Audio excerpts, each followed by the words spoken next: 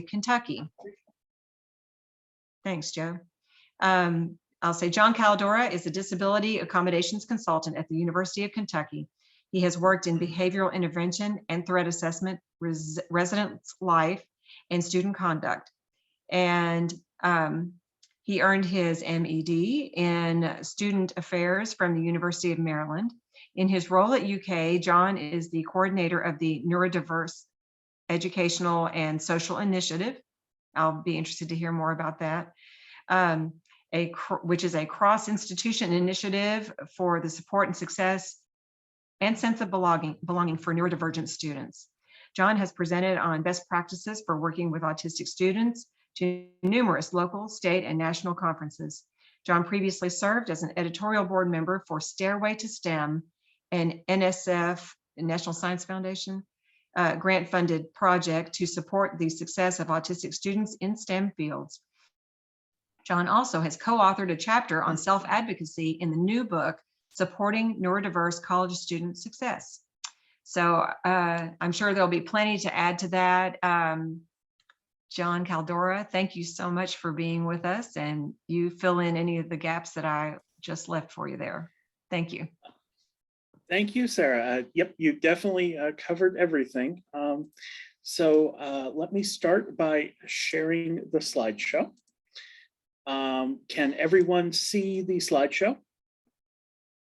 Okay, I'm seeing nods, so I'm going to take that as a yes.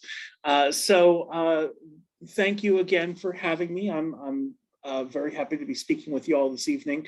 My name is John Caldora, and as Sarah mentioned, I work as a Disability Accommodations Consultant with the Disability Resource Center at the University of Kentucky.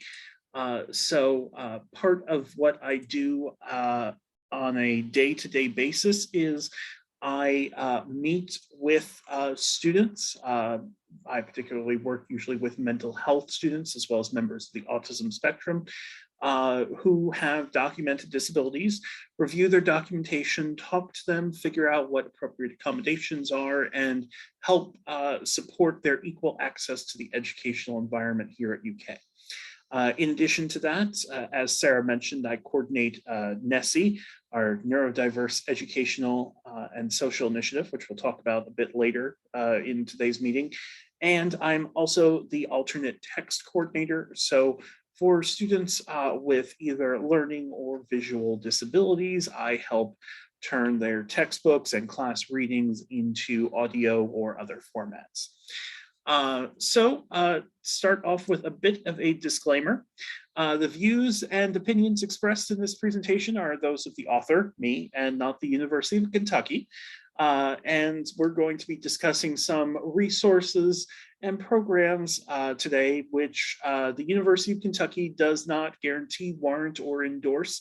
These resources or programs that are not resources and programs we provide at the University of Kentucky, and we're providing that information for informational purposes only. So bit of legalese there before we get started. So today's presentation, we're going to be talking about an introduction to autism in higher education. I really tried to design this to be as wide of a lens as possible. So we are going to be covering all of the different ways members of the autism spectrum at all levels can interact with higher education institutions, colleges, and universities.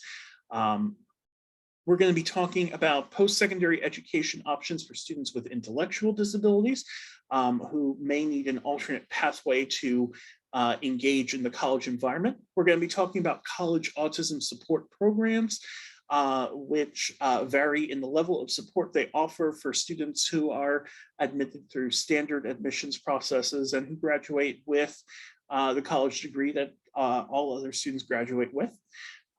We are going to be discussing specifically what we do here at UK, talking about NESI and the other services that we offer, which is also a great way to see what sort of services you can expect if you go to a college or university that doesn't offer a specific support program. We're going to talk about, seeking accommodations and everything from the college search onward and what to be looking for when you're searching for a college or when you're interacting with a college for the first time. And we'll close out with some additional resources. I'm going to try as we go through to put the resources into the Zoom chat. And on the slides where links to a website or something, I will try and go through those slowly so that people can write them down.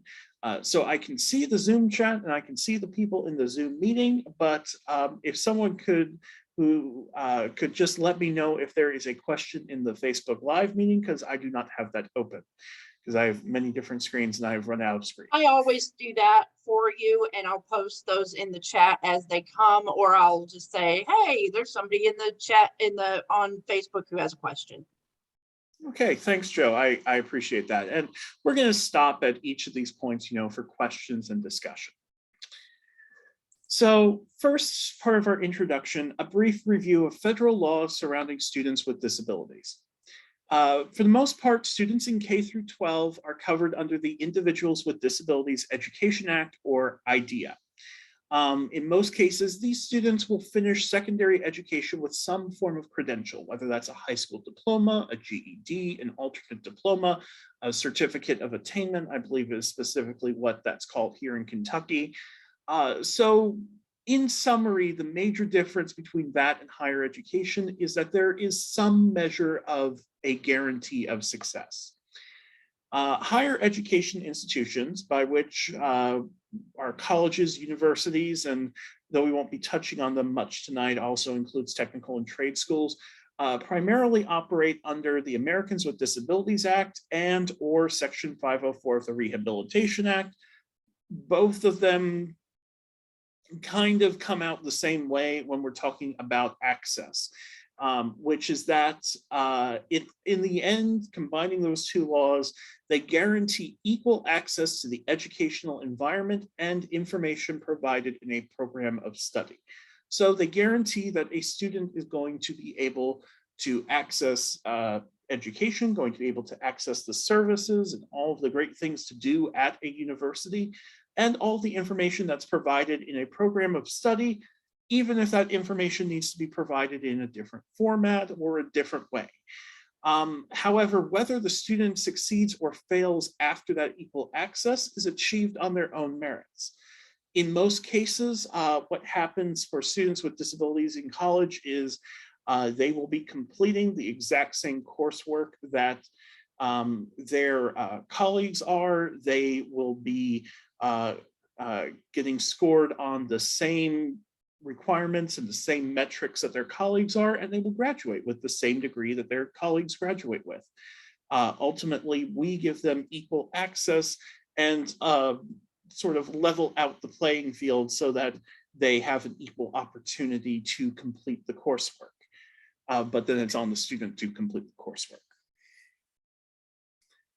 So why did we start talking about autism in higher education? This was a conversation that back when I was in college a while ago, I'm also autistic, I forgot to mention that in my introduction, was kind of just starting out. A lot of the programs we're going to be talking about today were in their infancy or might not have existed. Also, a lot of the services and supports we're talking about today have been developed over the last 2 decades. And that's because, as I'm sure many people in this group are aware, the prevalence rate of autism over the past few decades has been steadily increasing. More students and more individuals are being diagnosed with autism. And so as a result, there are more people with autism. At the same time, barriers to accessing higher education have decreased, giving more students the opportunity to engage in higher education. We know that in the current and future generations, about 75% of youth who had an IEP in high school who were diagnosed with autism or an other emotional disability expect to obtain some form of post-secondary education, whether that's a 2-year college or 4-year college. But at the same time, we know that only about 55% of their parents have that same expectation. This represents an increase from the last generation, where we know that 32% of college-aged autistic individuals attended some form of post-secondary education. Most of them attended a 2-year college. Surprisingly, they had higher persistence rates in 2-year colleges than their neurotypical peers did. And we also know that students on the spectrum are more likely to declare a STEM major than neurotypical students. This is something that does hold a basis in fact. There's a reason why a lot of employers, especially in STEM fields, and for mathematics, I will also throw in accounting, develop specific employment programs for college graduates who are autistic, and neurodiversity in the workplace initiatives, because there is a lot of good crossover between what those businesses are doing and the skills that neurodivergent employees would bring to the table. And when we're trying to figure out how many students on the spectrum we have in a particular college, we usually go back to this Virginia Tech study that was done back, well, I guess 11 years ago now at this point, of at a large public institution, that the number of students at that large public institution was between 0.7 and 1.9%. That matches up with where we think the numbers stand at large public institutions at UK. We don't have exact numbers though, because to be honest, a lot of members of the autism spectrum might not register with a DRC because they might not feel they need accommodations, which, you know, is on the one hand, okay, you don't need accommodations, that's understandable. My general advice to students is, if you're eligible for accommodations, it's always better to have them and not need to use them than it comes around that you need them and you don't have them. And also, accommodations look a lot different than they do in high school, which is something we'll get into later in today's presentation. Any questions or comments about this, this brief introduction here?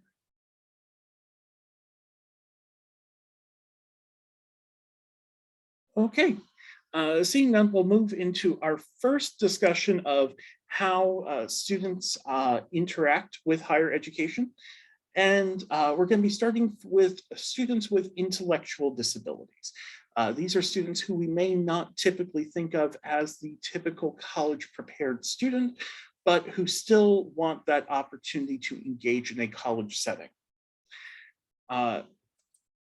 In supported higher education programs, which is officially called transition and post-secondary programs for students with intellectual disabilities, or TIPSID, by the Department of Education, students with intellectual disabilities can be admitted to a college or university under an alternate admissions criteria. So these are students who may not meet the standards necessary to be admitted on a degree-seeking track at a college. These students, when they come in, will typically take courses either for credit or non-credit or some combination of the two based on their capabilities. And they're typically enrolled for, they're typically eligible for federal and state financial aid, just like all other students are, depending on the specific supported higher education programs certification. These students will then graduate from this program with a credential or certificate of completion. To emphasize, this is not a college degree. This is not an associate's, a bachelor's, a postgraduate degree, a master's. This is a credential or certificate that they have completed the program. And in general, what this provides is preparation for students to engage in competitive integrated employment opportunities where persons with intellectual disabilities are working side by side with non-disabled peers in the workplace. There are many advantages to these programs for students who are eligible and for students who would take advantage of these programs. They're designed for students who cannot be admitted under an institution's standard admission policies, or students who aren't able to work to program or university standards in order to receive a degree. So they might not do as well in classes if they were being judged as their ability to work to a degree, as opposed to being judged to their potential. It offers students with intellectual disabilities the opportunity to engage academically and socially at an institution. In many cases, they are in the same classes as their degree-seeking peers. Their engagement with the course material might just look a little different, though. They are also active in the social environment. Some of these programs offer dedicated residence hall opportunities for these students to live on campus. And it offers high levels of support and dedicated program staff assistance, a lot of one-on-one support where a college or institution might not usually be able to offer that, and also offers increased modifications beyond what is considered reasonable under the Americans with Disabilities Act. Typically for a student in a degree-seeking program, we would not modify the course expectations. We would not modify assignments such as in ways such as turning a test into a multiple choice exam when it was originally written as an essay exam, or expecting shorter essays or papers, or expecting it to be written to a different grade level, while those might be options within supported higher education. And as I said earlier, it provides a credential that may be helpful in gaining future employment for these students. Supported higher education has a strong history here in Kentucky. There are currently 3 supported higher education programs in the Commonwealth. There is Murray State University's College to Career Experience, Northern Kentucky University's Supported Higher Education Project, and right down the street from us at BCTC, the Comprehensive Transition and Post-Secondary Program. Efforts for supported higher education in Kentucky are coordinated by UK's Human Development Institute. However, UK does not currently have a supported higher education program. There is an application in process, but we do not currently have a program. So what I will do is, as I break and wait to see if there's any questions from the audience on this, I will copy the information on these programs into the chat so that you have quick access to the web links there. Does anyone have any questions or comments? Or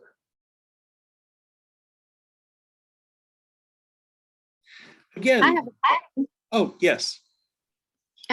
Is there an age limit or an age requirement for this program? I can't speak to specific programs because we do not have a program here at UK, and I do not work for HDI, so I do not want to speak on their behalf. I would say, you know, typically it's that students have the opportunity to work to their potential. And in many cases, I would hope that, you know, there is the opportunity for older and non-traditional age students to engage. But that's a very long way of me saying, I'm sorry, I do not have the answer to that question. Okay, that's no problem. Do you know if any other places are attempting to apply to have this available at their universities? Because I see Murray State is on this list, but their sister school, Morehead State, is not. I know the only current active application I know is in process is the one here at UK. I believe Spalding University used to have a program, but it may have gone inactive. If you go to the KSHEP website, that details all of the efforts that HDI is quarterbacking in Kentucky on this issue. Usually colleges and universities that select to go this route, it really, you know, they want to make sure it's a good fit for not only the students, but for the institution as well. An example, I know one of the earliest examples was at my bachelor's institution, George Mason. We had the Mason Life program, which was a similar program offered for persons with intellectual disabilities, which I actually volunteered with while I was an undergrad there. At the end of the presentation today, I will direct you to a couple of lists that talk about programs outside of Kentucky as well. Do you happen to know if UK is looking to reinstitute SHEP? What do you mean by reinstitute? They're not, SHEP is not active currently, is that correct? At UK? That is correct.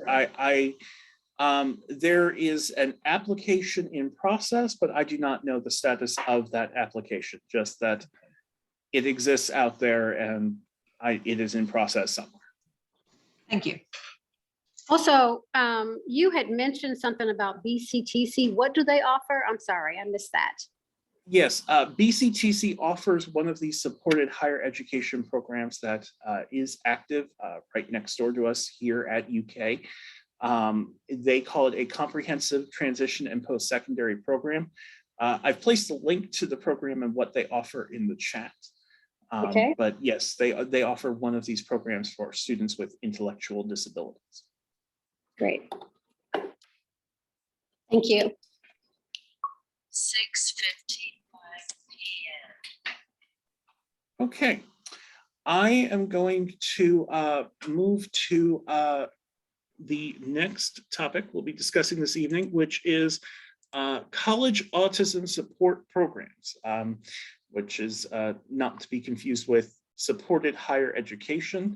It is a different concept model that we'll be discussing. This is the area that Nessie falls into, and so it's an area, that's particularly close to my heart. Like I said, a lot of these programs were in their infancy when I was an undergrad, but I definitely appreciate, that they are out there now, and I certainly hope that students will be able to engage with that. So, what is a college autism support program? These programs provide additional supports for autistic students beyond what is legally required under the ADA or Section 504. The difference between this and a supported higher education program is it does not change it does not fundamentally alter what students are learning. It does not alter degree goals. It does not alter course content or what they are expected to learn and what knowledge they're expected to demonstrate. Students coming from these programs will graduate with the exact same degree that all of their colleagues graduate with, and they are typically admitted through the standard admissions procedures for an institution. So what do these additional supports look like?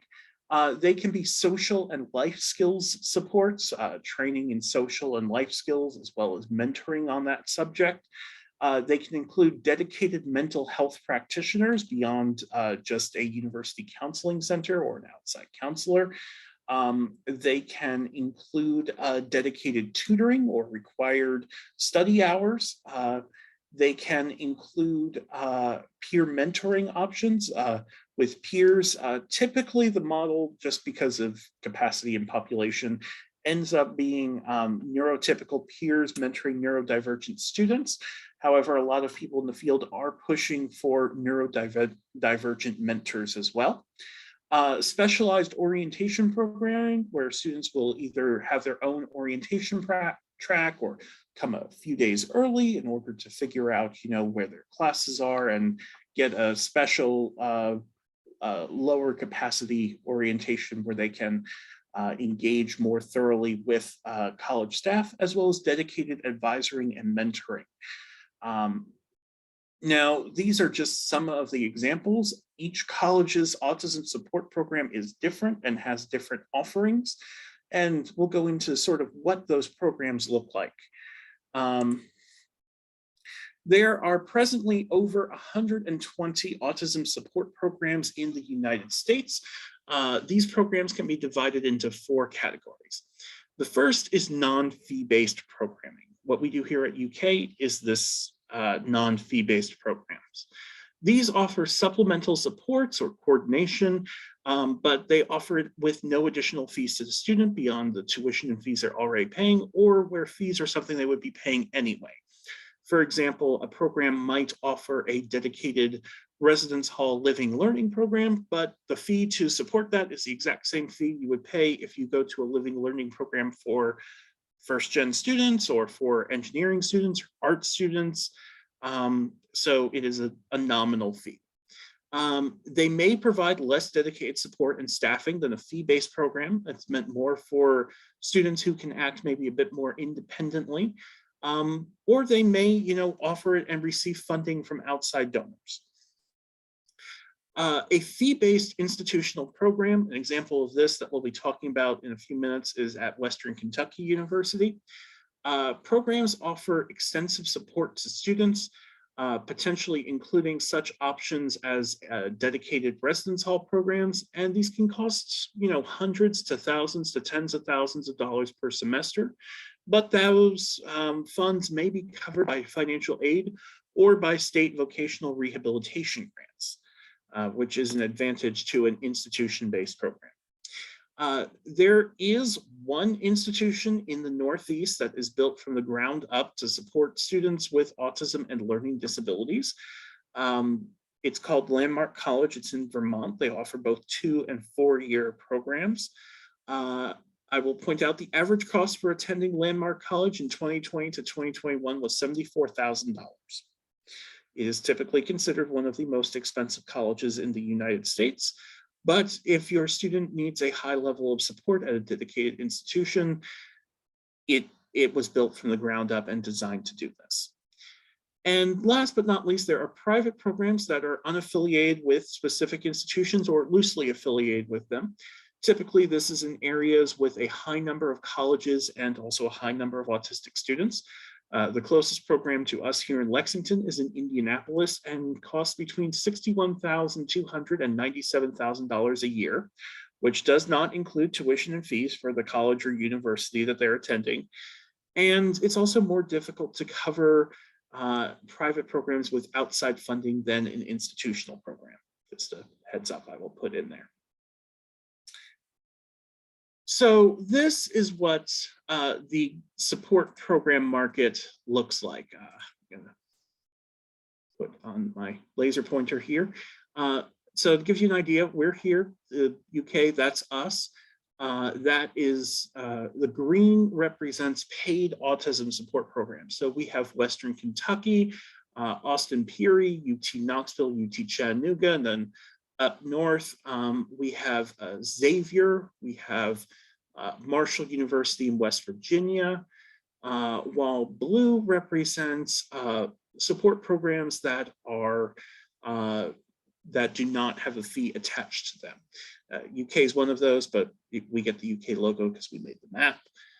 Some other examples include Vanderbilt University in Nashville, as well as Kent State University up in Ohio. And red are the private non-affiliated programs I was discussing earlier, closest of which is in Indianapolis. And as you can see, the market is very heavily concentrated for these programs in the Northeast and in California, with a smattering throughout the rest of the country. I'm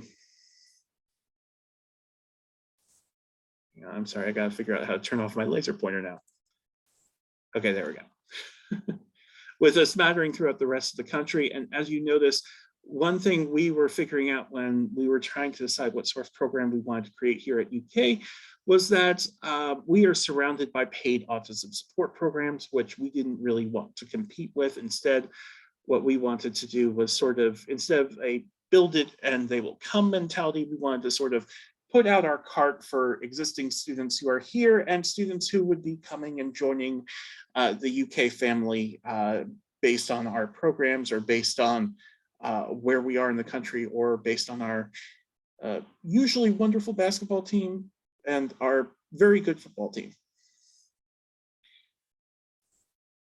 So there are 2 support programs in Kentucky, but there's a lot bordering us, as you can see on the previous slide. The 2 here in Kentucky are, first of all, Western Kentucky University. They charge $5,000 per semester, which for the mid-Atlantic, mid-South region of the country is average. They kind of fall in the middle of the field in that per semester charge. They offer what's called the Circle of Support through their Kelly Autism program, which is under the Clinical Education Complex. This program offers private residence hall rooms, mandatory studying and tutoring sessions, peer mentorship, socials, and dedicated mental health counselors. It's meant for students who require a higher level of support to engage in the college environment, but who have the necessary skills and capabilities to get a college degree. I will put the link to the program in the chat. They also offer, and this is fairly unique among the programs in the country, a 2-year post-college transition program called Lifeworks at WKU. They do not publish the tuition rates for that program, but you can find out more information about it on their website.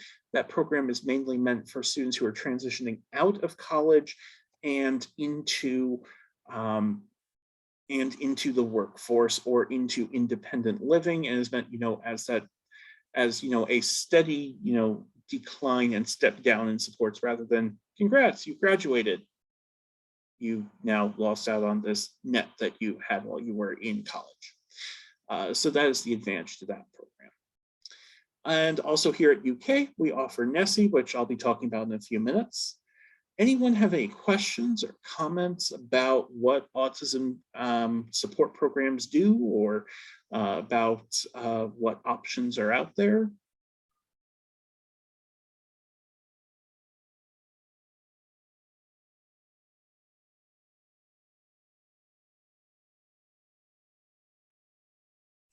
John, I work at the Human Development Institute, and they've got a new initiative around supported higher education where they're offering funding to colleges and community colleges that may want to institute these programs. I'll drop a link in the chat, but it looks like they're paying for up to 7 institutions to help with planning. I mean, it's only $20,000, so it's not. But anyway, it's just to help them do their planning, I think. Yeah. Yes. Well, if you know of any community colleges near you, you might say, hey, there's this funding available. Yeah. Yes. Definitely with supported higher education.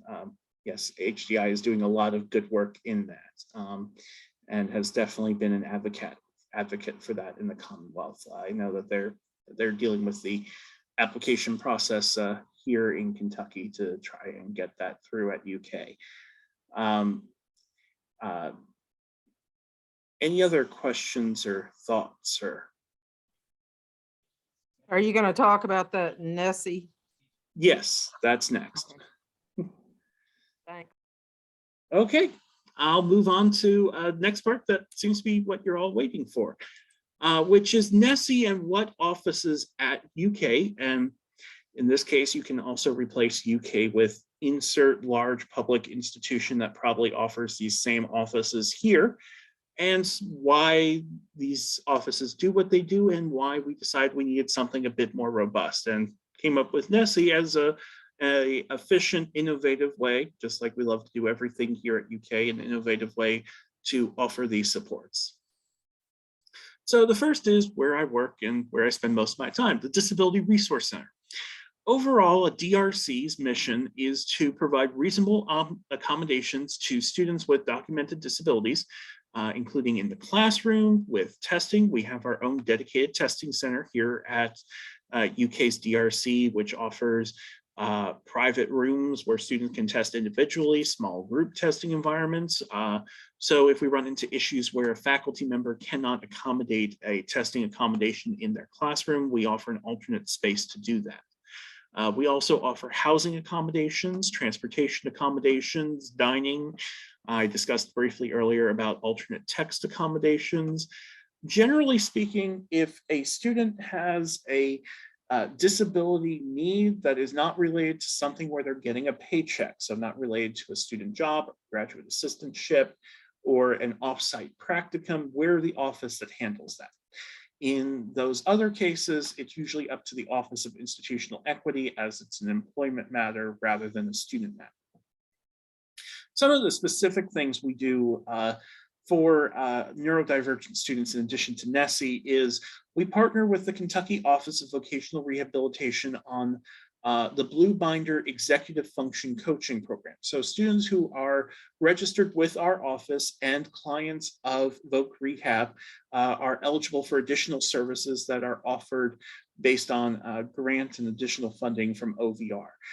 In these cases, they will sit down one-on-one with either a master's level student, a master's level professional, and go through what areas of executive functioning, by which I mean time management, study skills, test taking skills, managing their academic calendar, and get one-on-one dedicated coaching throughout their time at UK or throughout the amount of time that they find that coaching useful. Sometimes students only need it for a semester or two, and then they get into the swing of things and they're all good. Sometimes they take advantage of that program through all 4 years here at UK. They do not need to pay any additional fees for that. It is covered by the Office of Vocational Rehab and UK, who joined together to pay for that. The next major office is UK's Counselling Centre. They provide short-term individual counselling and regular group counselling.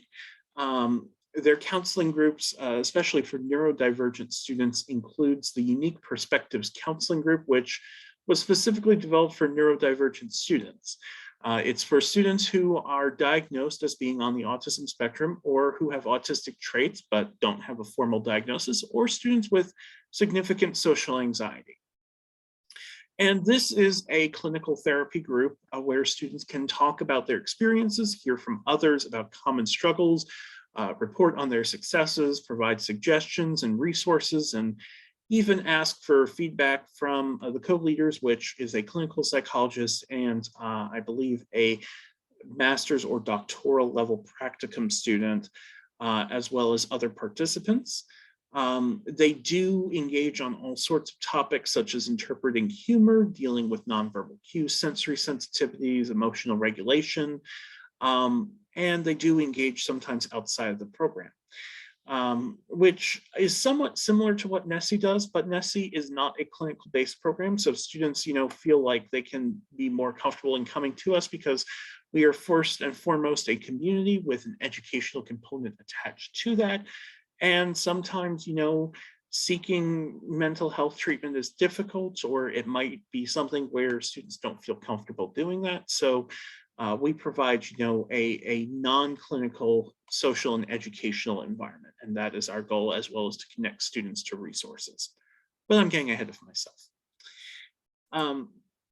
There is also integrated success coaching, formerly known as academic coaching. That's part of our transformative learning office, which includes our tutoring and academic support services. They work with all students across campus, and they offer a lot of that academic coaching that Blue Binder does. It's just unlike Blue Binder, which is limited to a very small subset of students who are registered with the DRC and with the Office of Vocational Rehab. It's open to all students, so there is there is some forethought and scheduling that needs to go into registering with their office. But they are definitely a great resource that we send students to. There's also student support services. This is a nationwide program which is funded by the U.S. Department of Education's TRIO program. They offer support to students who are from low-income first-generation backgrounds who also have disabilities, or some combination of those three, or at least one of those factors. They offer one-on-one tutoring, scholarships for students, some group interactions, and life skills developments. And last of these 5 offices that I wanted to highlight was the office where I used to work before I moved to the DRC, which is the Center for Support and Intervention, or as they used to be called, the Community of Concern. They provide case management services to students of concern, and we define that as students who are experiencing distress that may affect their well-being, safety, or overall academic and personal success. They focus on one-on-one connections with these students, getting them connected to resources, keeping tabs on them, making sure they're doing okay, and offering additional support as needed. They respond to reports of classroom disruptions that don't rise to a violation of the Code of Student Conduct. They also provide direct support and intervention to students who are experiencing or causing distress with the potential for harm or violence either directed towards themselves or others. So a lot of work for this department includes working with students who may be having thoughts of suicide, or maybe dealing with what happens after a suicide attempt and that suicide postvention. They also provide services to respondents or persons accused of a Title IX violation. And it was while working in this office, probably about 4 years ago or so, where I realized that, and at the time I was responsible for managing the caseload of autistic students in this office. And I realized I was talking a lot with the same 4 people from the same different offices about the same students. I also realized, that we were all spending a lot of time working with these students, and we all had to stay on the same page about these students. And at the same time, these students felt like they didn't have a sense of belonging at UK, which is very important for academic success. And that's kind of where Nessie came about. So we realized that, we offer all of these support services. We offer counseling, we offer tutoring, we offer academic coaching, we help students when something goes wrong. But there wasn't a way for them to develop a community of autistic students or a neurodivergent identity. There wasn't a place for that community development and education. And we also realized that all of these students that we were regularly working with, that we needed to coordinate and centralize services for these students and make sure that they had a good point of contact if they ran into issues. And then we were looking around and we realized that half of the Southeastern Conference had established or was in the process of establishing an autism support program, and that there were a lot of paid autism support programs surrounding UK. So we know we didn't want to go with the whole shebang and create a new program. We wanted something that would fill those service gaps for our existing students and students who are coming to UK, rather than creating a new program as a way to recruit and advertise. We wanted to serve the students we were already working with, and we wanted to do it in a way that was a little different than how other programs were doing it. So we developed Nessie, and we call it Nessie because our mascot's the Loch Ness Monster. It's fine to be different is what we say in Nessie. We designed the program to add on to what existing services we offer across the university, create that sense of belonging and educational opportunities for our neurodivergent students. And we designed it with as few barriers to access as possible. There's no additional cost to students for participating in Nessie. And you do not need a formal diagnosis or to be registered with the DRC to participate. All you need is a desire to learn about neurodiverse identity and a desire to find a space to belong at UK. As I mentioned earlier, we are not a counseling program. We don't replace therapy or psychological treatment options. We are primarily a social group where students are also learning tips and tricks from either myself or partners in here at UK. And we'll go through some of the things students have learned over the past year. We started this program in the fall of 2021. In addition to our work with students, we are finding staff members who have all been addressing this issue individually across UK's campus and are working to get everyone on the same page with what services we all offer and what students we're all working with. We also provide education on working with and supporting neurodivergent students to a lot of our student-facing staff and student workers, so that when these students go out into the campus community, the staff that they work with, including all of their academic advisors, including academic support staff, residence life staff, are prepared for working with these students and are prepared to address issues that may come up. The DRC primarily funds Nessie. We also had a startup grant from UK's Office of Institutional Diversity, and we started in the fall of 2021. Unlike many programs, we are a student-directed, staff-led program. What that means is we teach the students what they want to learn about, what topics that they have selected or have come up with. And our staff, either myself here in the DRC, or if it's a topic where we have an outside subject matter expert, comes in and talks about it. And the amount of time we spend talking about subjects varies. We could spend the whole meeting talking about a subject. If it's a shorter subject, we may spend 20 minutes about it. And after that, we play board games and group activities and just overall hang out and, make friends. The group is very competitive when it comes to our Uno Stacko games. I'm not sure if you've ever heard of Uno Stacko, but it's basically Jenga in Uno form. It's very competitive.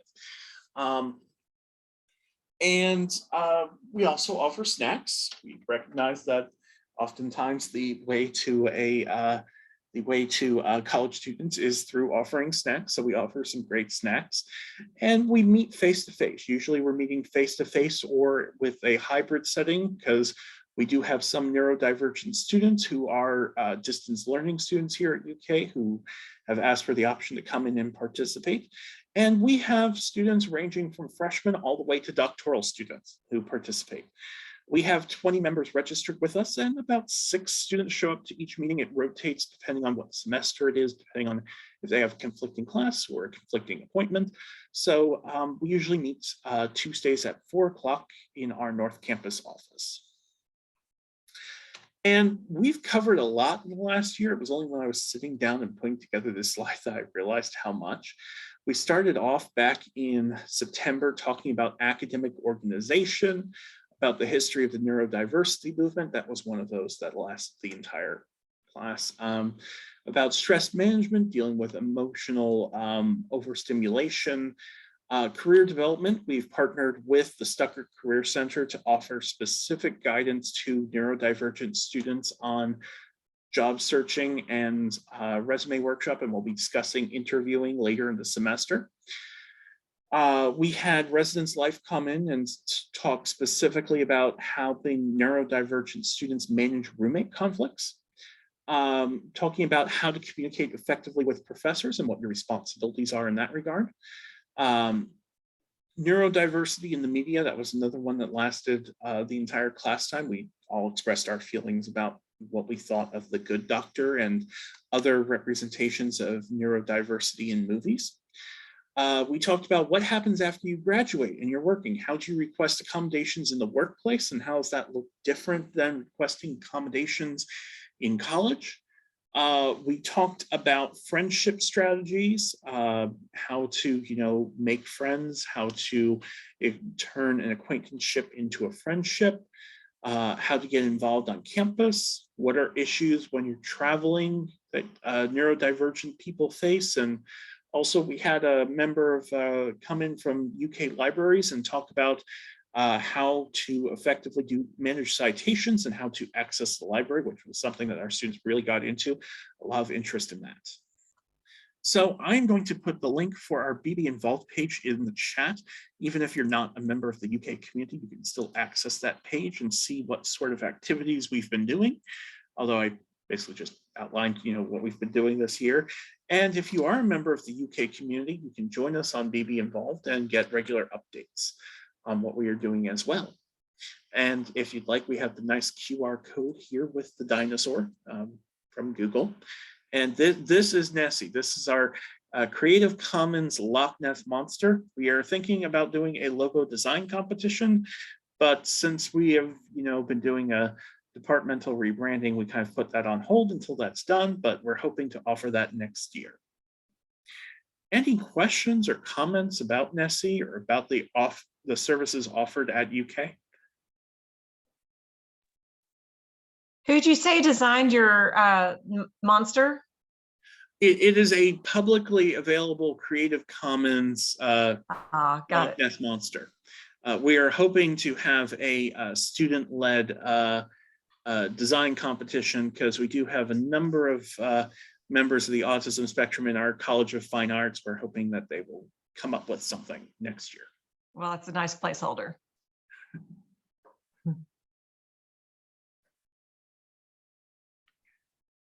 Any other thoughts or comments?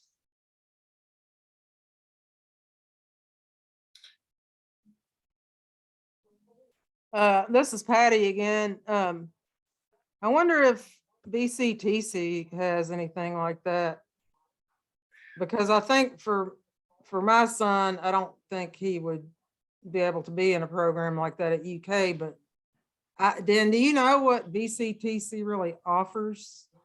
I don't think they offer an autism support program. I do know that HDI offers a autism and autistic advocacy group as part of their offerings. I think it's Autistics United Kentucky. I want to say it's the Lexington one. And then Autistic something Kentuckiana is the Louisville one. So I do know that there I don't think that's affiliated with HDI though. But I know what you're talking about. Yeah, I do. Yeah, that is an option that is offered, for the public. I don't think that BCTC offers a specific program like Nessie. Do they offer like the peer mentors and stuff like that?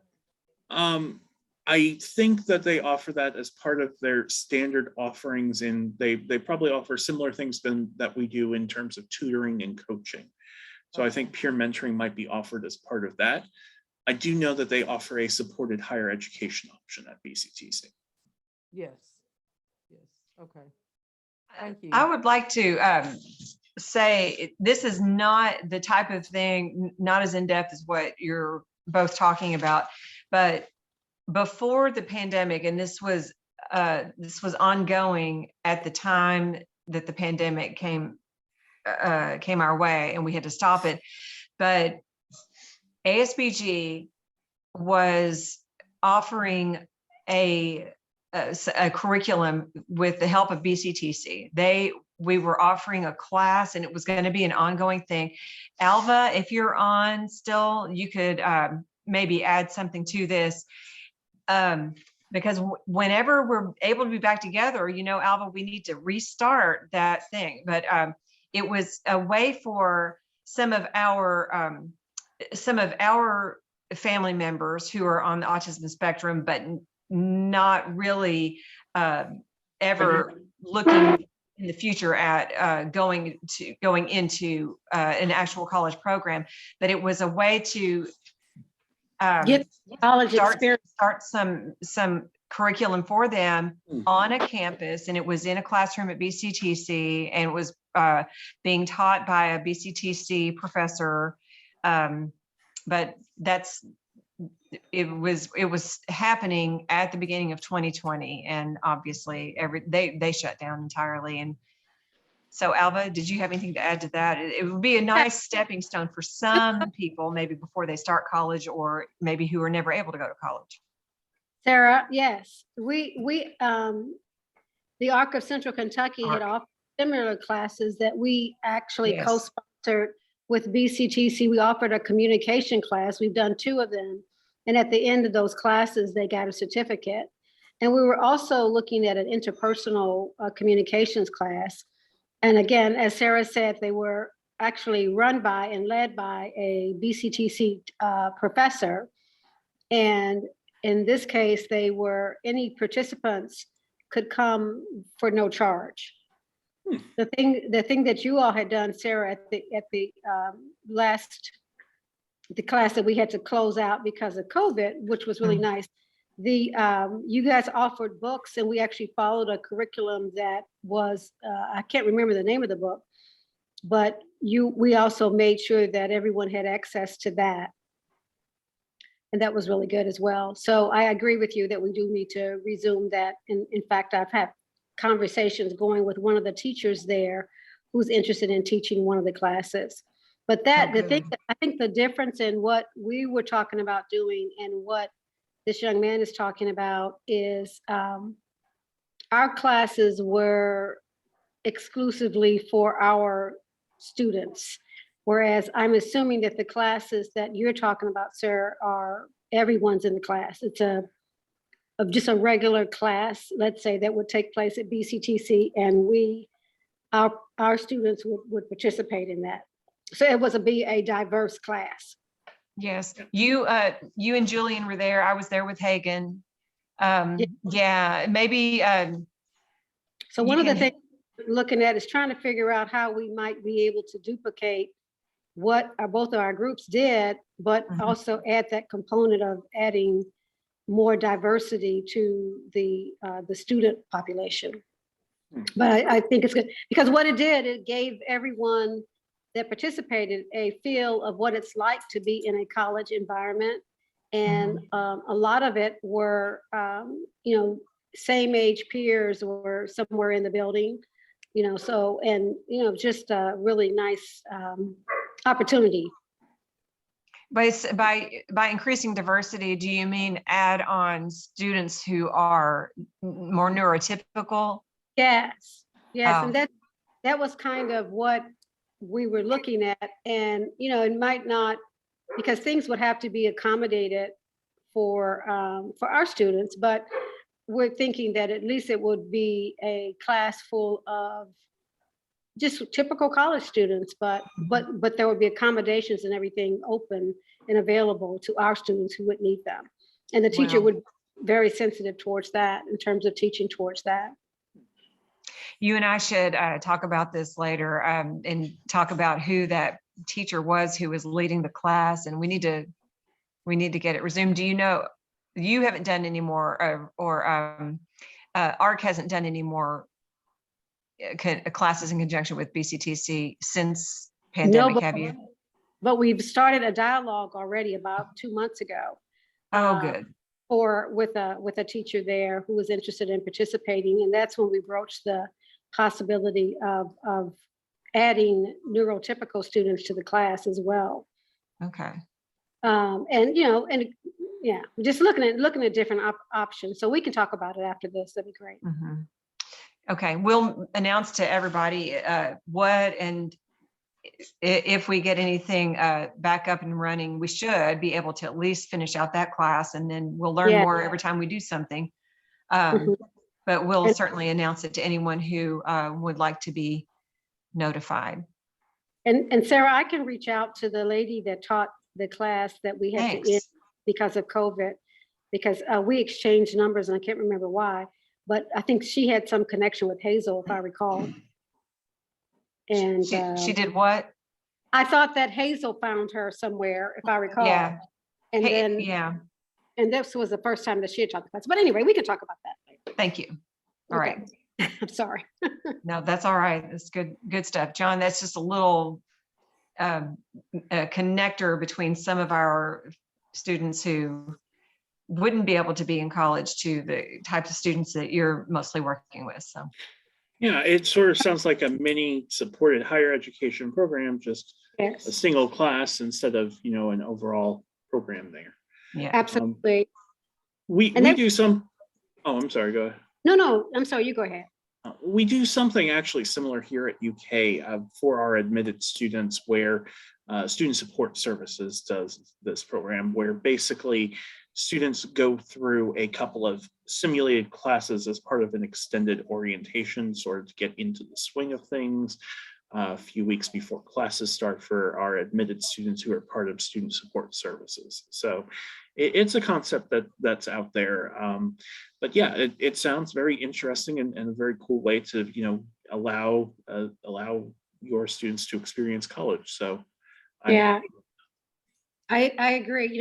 My son was able to take a class or semester every time since he graduated from high school, and he audited 2 classes and did pass fail on 1, and that was for three semesters, and the teacher who taught his 3rd class is the person that's interested in teaching this class that we'll talk about, Sarah. But the thing that I wanted to note is that, we had to pay the same fee that everybody else paid, and he basically was taking it for enrichment.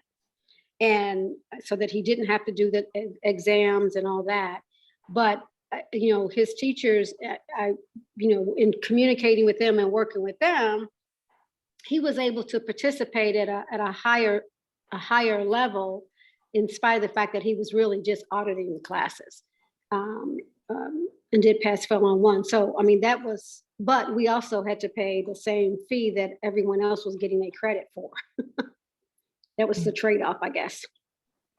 And it didn't seem like there was a lot that the disability department could do in reference to making accommodations for us to feel that we would be successful in getting a grade And I didn't want him to, to fail it. So that's why we went that route. If So you there don't is- mind me asking, Alva, what classes has he taken? No, no. One was a communication class. That was the last one. And it was actually a public speaking class.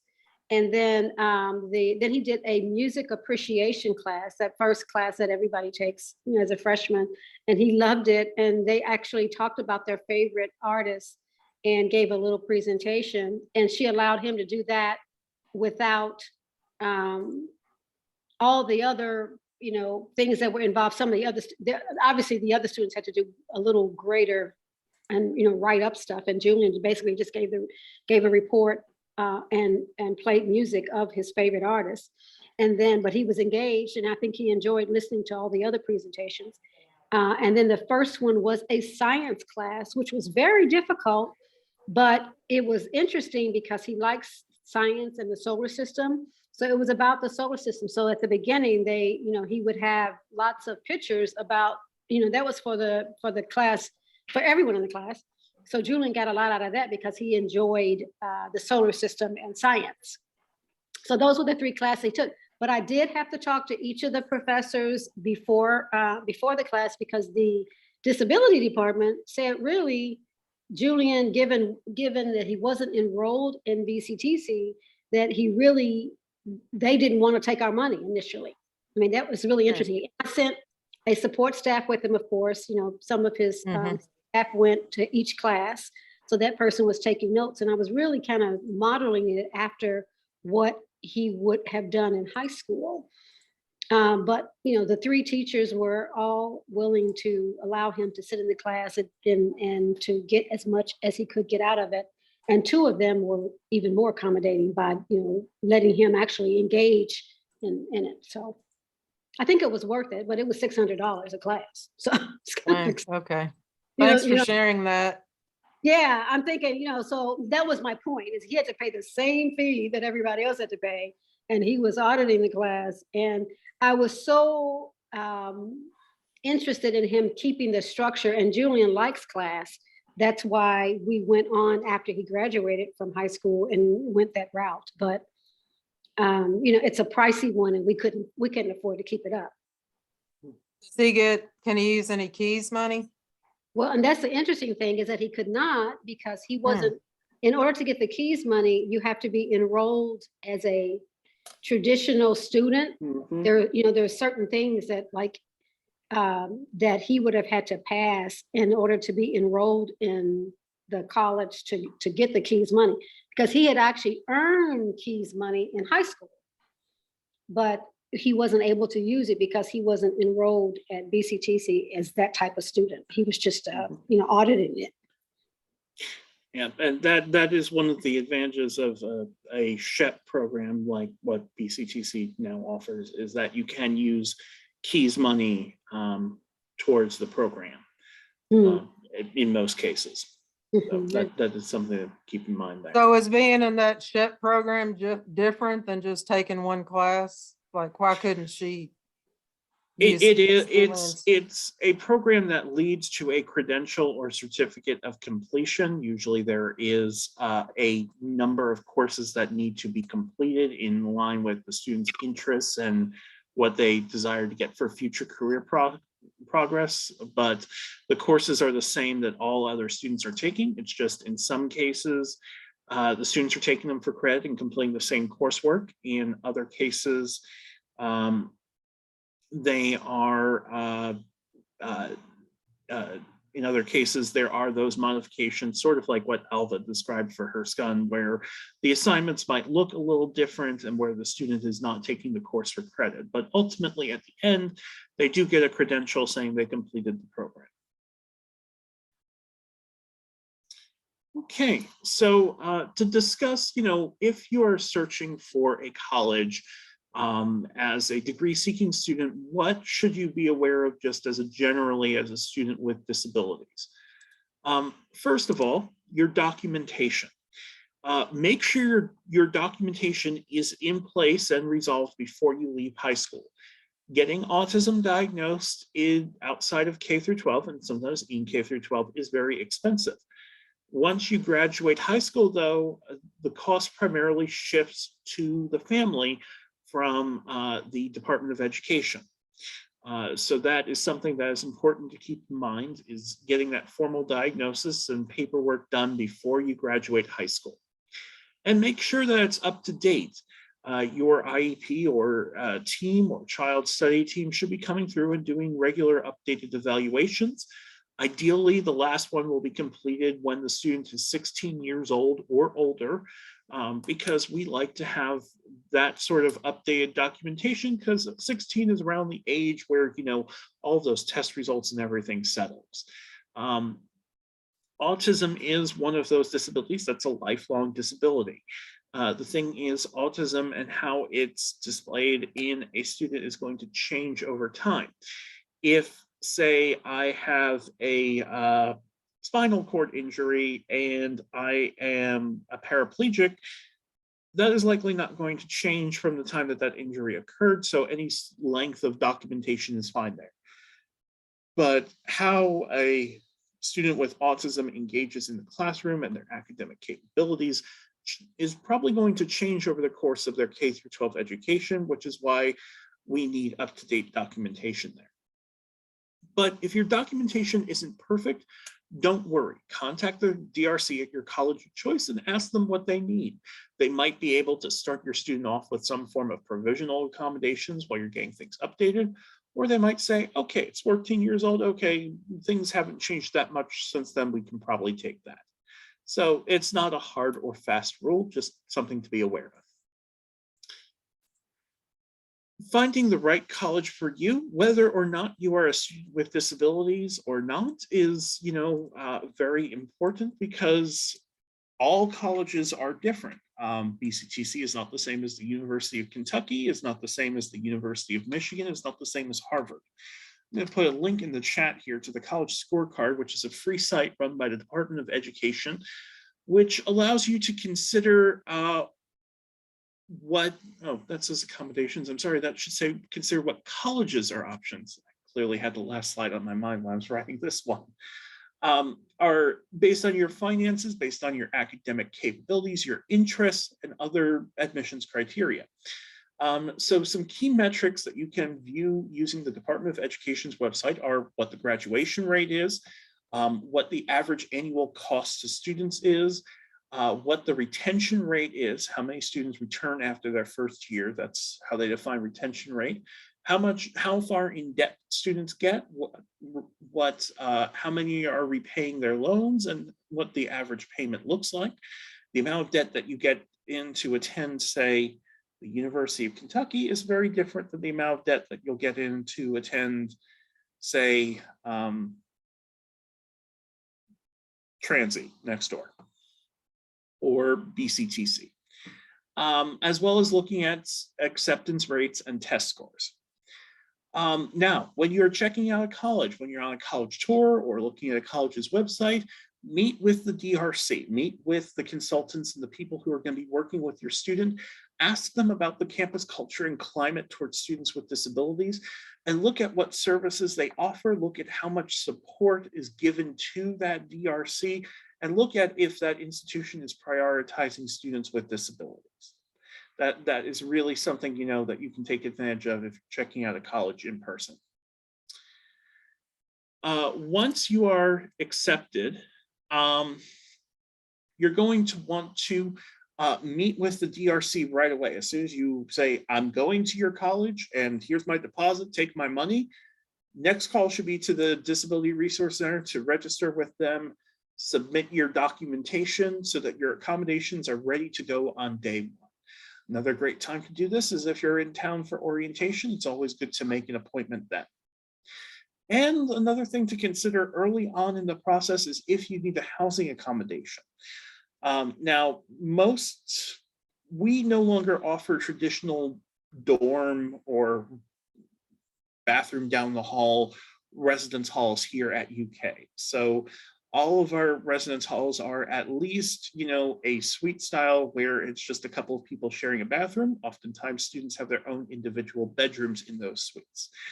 That might not be the case at other institutions, and your student may need housing accommodations where They have access to a restroom with a limited number of people in a suite style residence hall, or they might need a private room depending on their needs and depending on what's appropriate.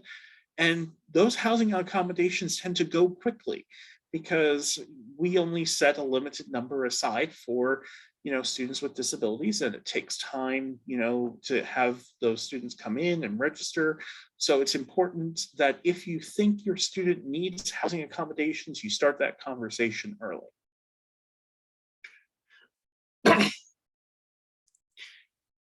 Accommodations, and this really goes back to our first slide this evening, which is remember that higher education operates under a different federal law than K through 12.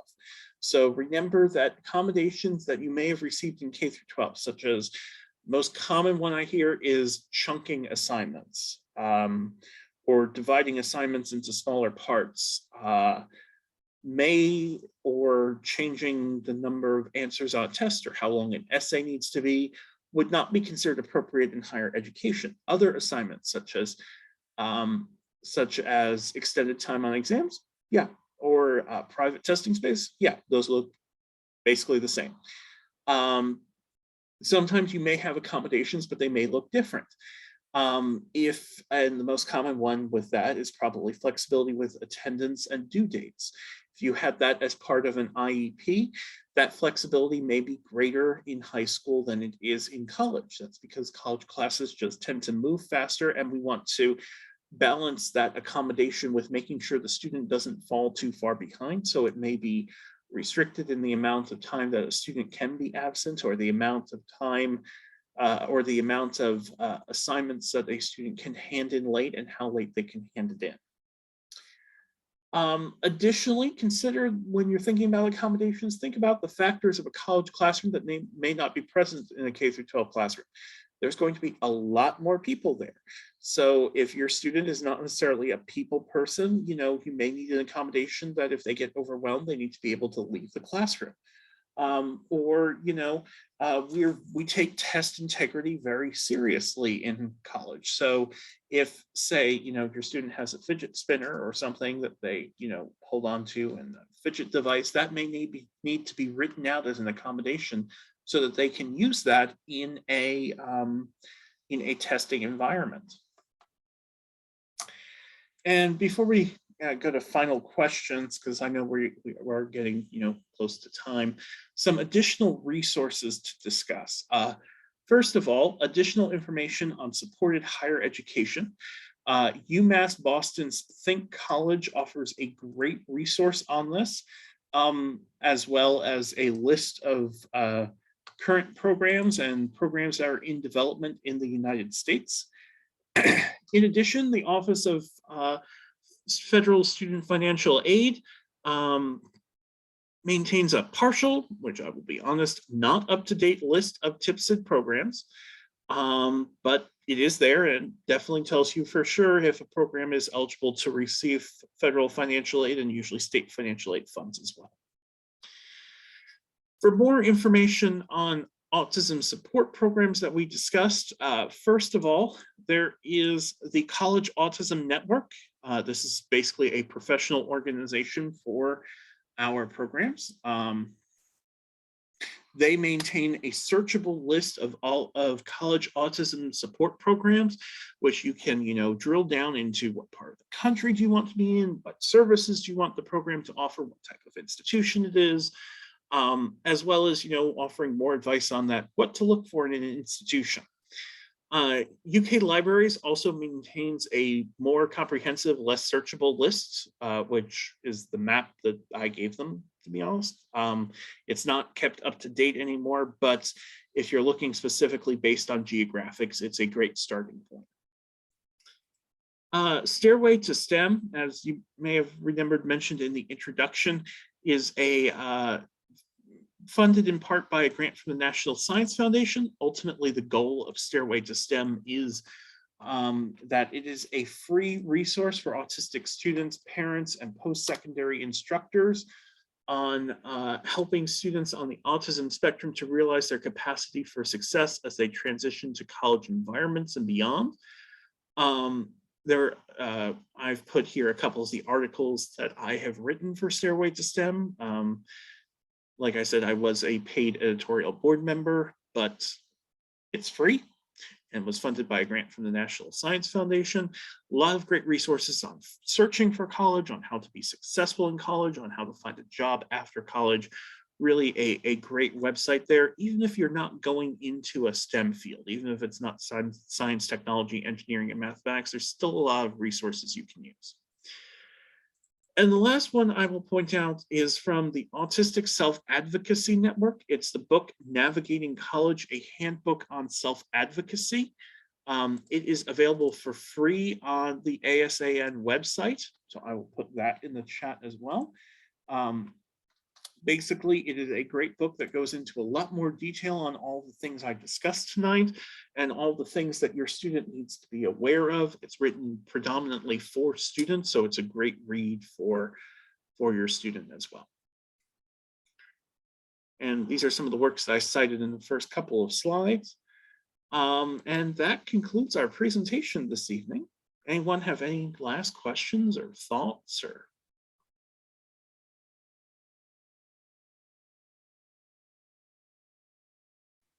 There weren't any questions on the Facebook. Okay.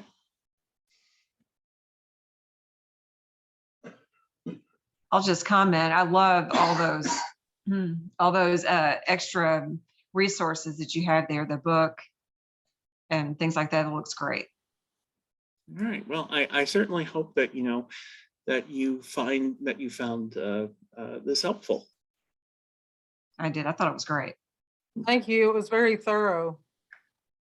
Thank you. I tried to, give a wide lens of everything that might touch as many people's future as possible. So I hope that this is something that your children or that you, for any members of the autism spectrum in the audience, may be able to use and may find helpful as well.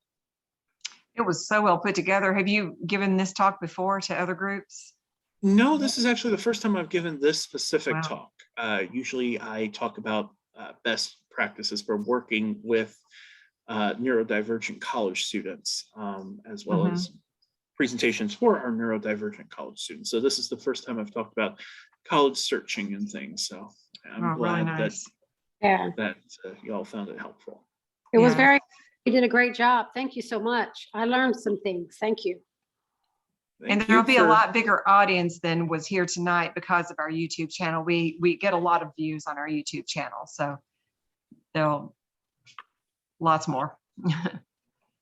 Yes, absolutely. And if anyone has any questions now or in the future, feel free to send me an email at john.caldora@uky.edu. I'm always happy to answer questions. I'm particularly always happy to answer questions from prospective students. So yeah, definitely, I'm definitely here to be a resource to all of everyone in Autism Society of the Bluegrass and all of your audience and other members as well. Well, I'm really glad to know that this exists at UK. I hadn't really known about this until tonight. I'm glad to have gotten a lot more information about it that we can pass on to other people. Yeah, like I said, we're just starting out. We're hoping to be able to expand NESI in the future if students want us to expand it. But that's something where, we want to still make sure that if we do expand it, it's still easy for students to access. So, and also that students are still interested in that. Yeah. I can't imagine that there wouldn't be, if there are people on campus who are on the spectrum or neurodivergent in any way. I can't imagine that they would not want to be without these resources. We've had a lot of families or several families who have had family members on the spectrum who attempted to matriculate and had varying success. Some of them did fine, but some of them had to switch to different institutions because they didn't have enough supports or the right kind of supports for them. Yeah, and ultimately, I want students to go where they will be successful.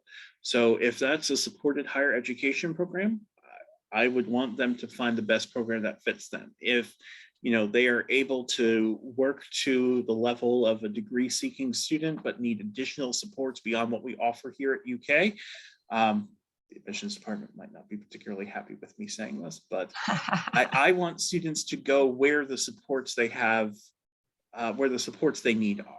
So if that's a paid autism support program, then that's great.